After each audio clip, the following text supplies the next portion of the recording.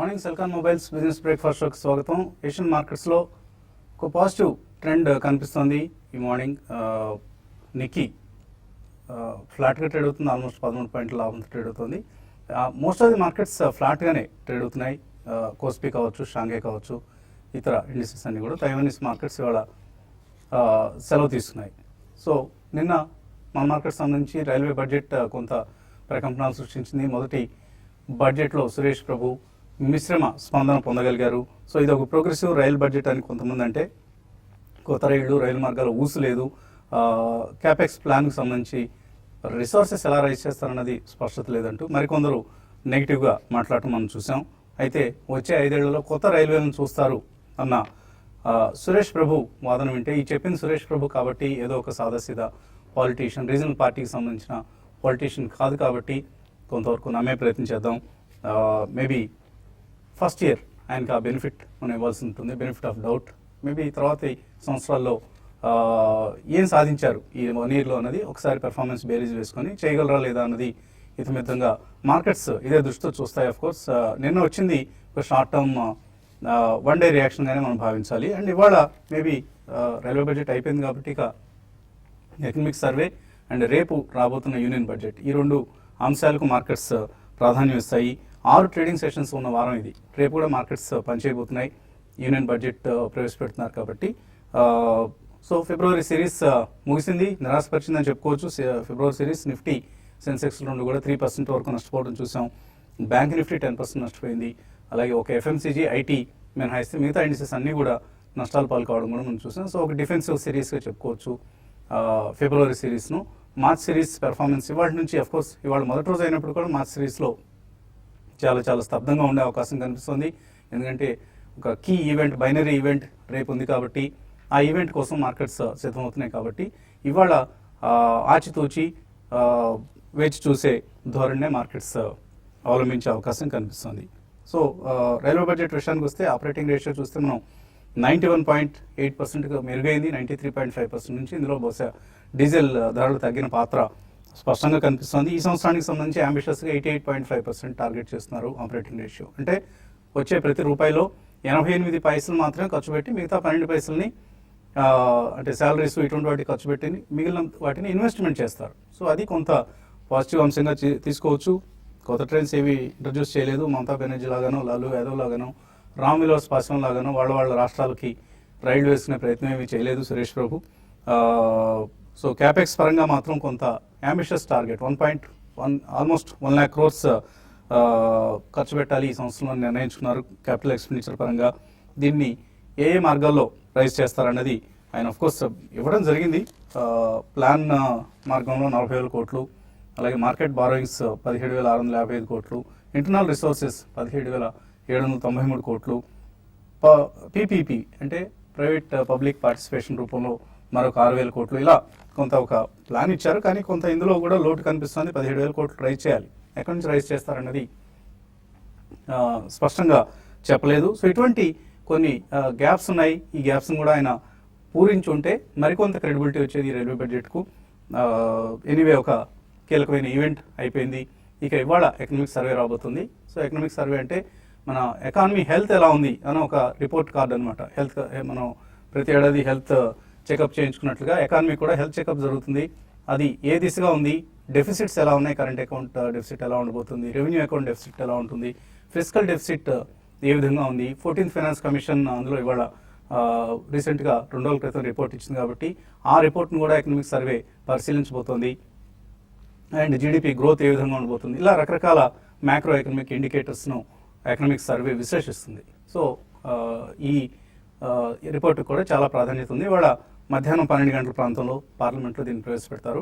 So దానికి market స్పందించే అవకాశం ఉంది. అండ్ రేపటి బడ్జెట్, యూనియన్ బడ్జెట్ కూడా కొంత ఇది ఒక ఇండికేటర్గా పనిచేస్తుంది economic survey.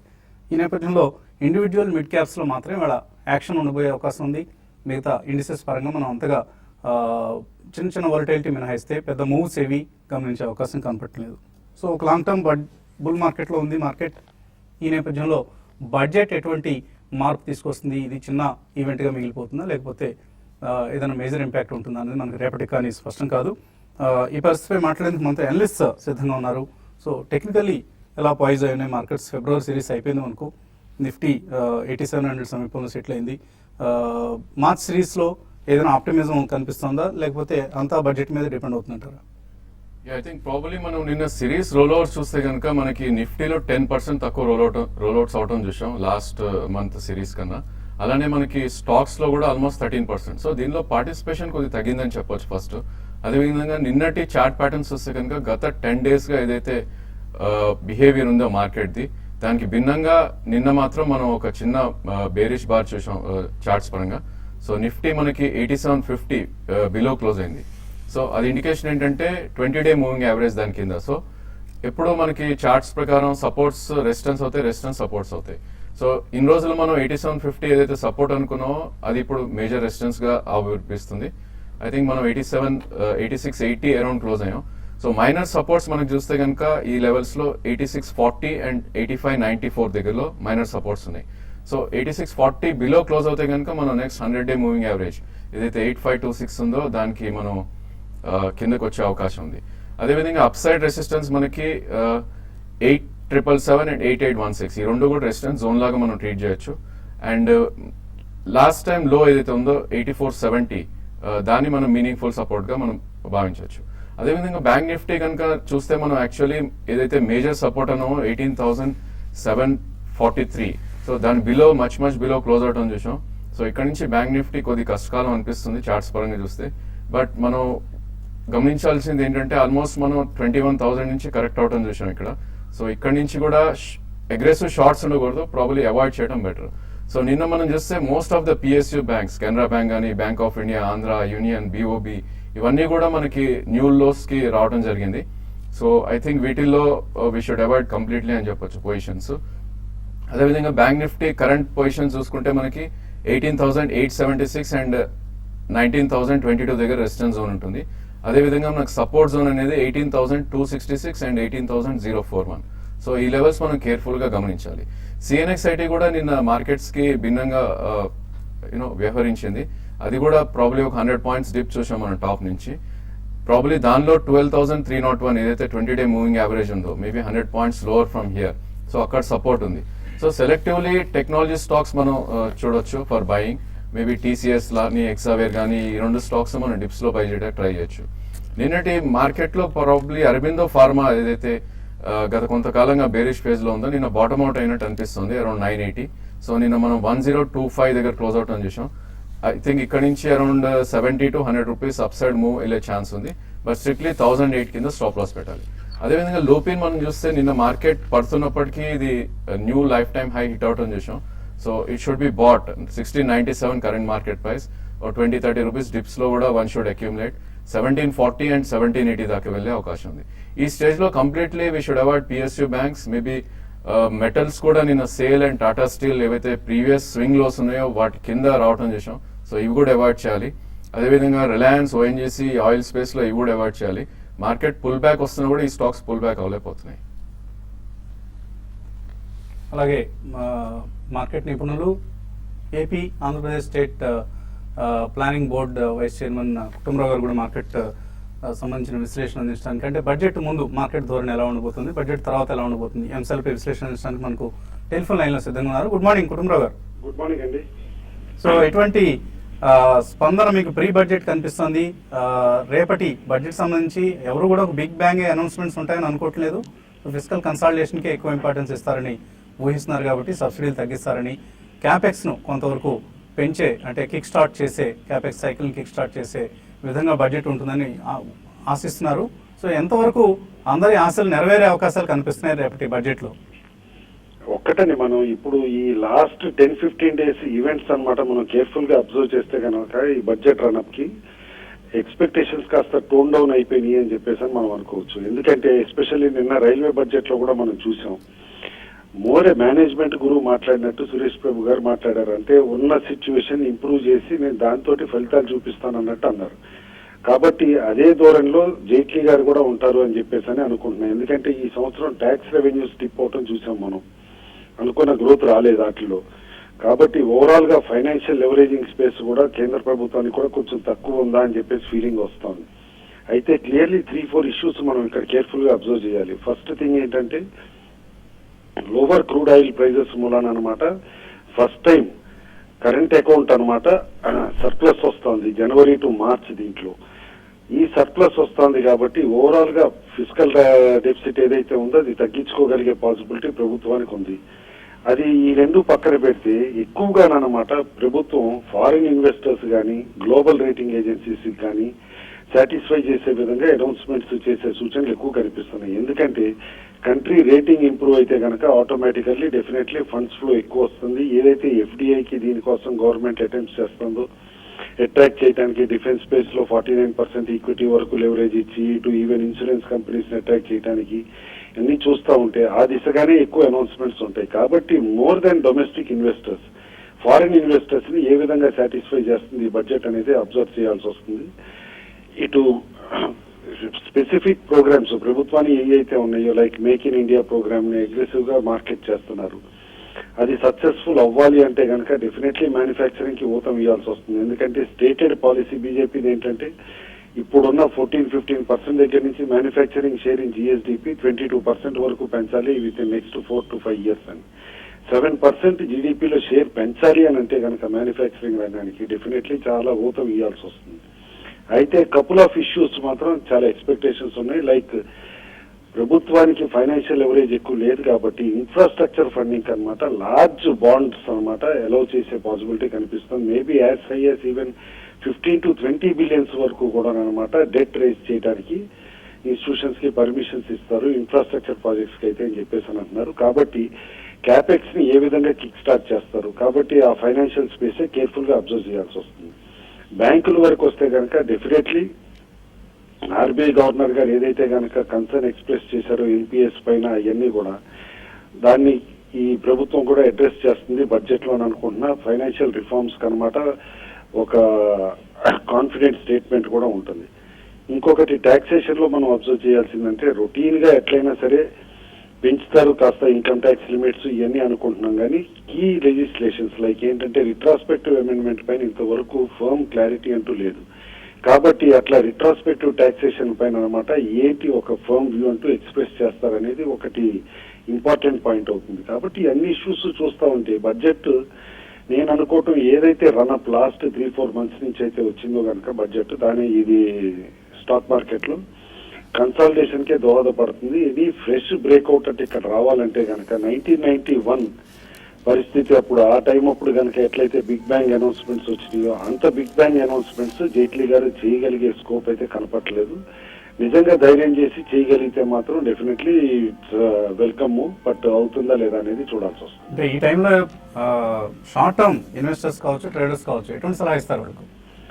Short term investors traders కి అయితే మాత్రం డెఫినెట్లీ కొంచెం అప్రమత్తంగా ఉండమంటానండి. ఎందుకంటే నేను జనరల్ గా మామూలు ఎకనామిక్ పేపర్స్ చూస్తున్నప్పుడు కూడా అబ్జర్వ్ చేస్తున్నాను 8600 దగ్గర అక్కడ పుట్ బిల్డింగ్ కూడా కాస్త బాగా అవుతుంది అనమాట ఆ పుట్ ఆప్షన్ లో.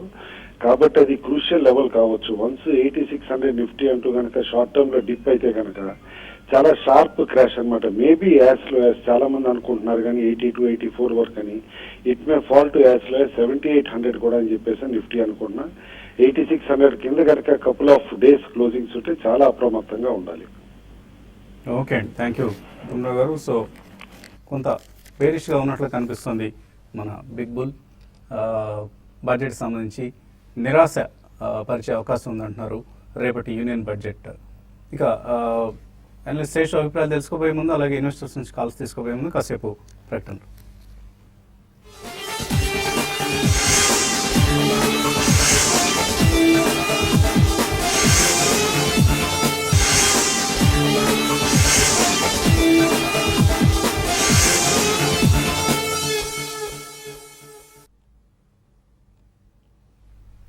సిలికాన్ మొబైల్స్ బిజినెస్ బ్రేక్ఫాస్ట్ షోకి తిరిగి స్వాగతం.